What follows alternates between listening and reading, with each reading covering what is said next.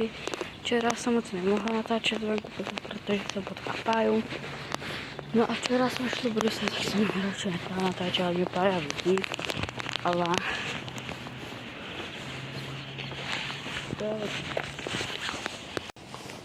Jako včera jsem se skoro jak spadla. A Dan spadl a nějak...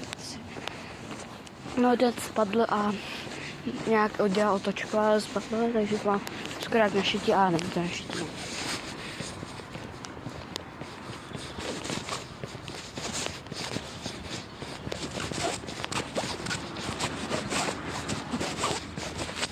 Teď radši jsem nechtěla teďka natáčet, protože tady je na zahradě jako paní, no.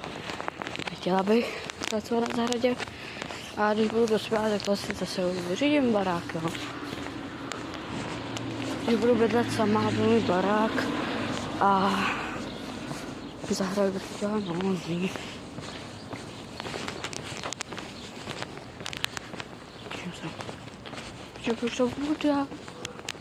Jo, jakože nevím, prostě si včera zachoval. Nevím.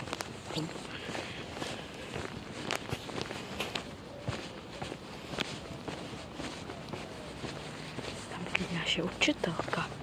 To je oranžové, nevím, co to za barvu. No, teďka to bude nějaký krátký video. Tak čus. Dejte like a odběr.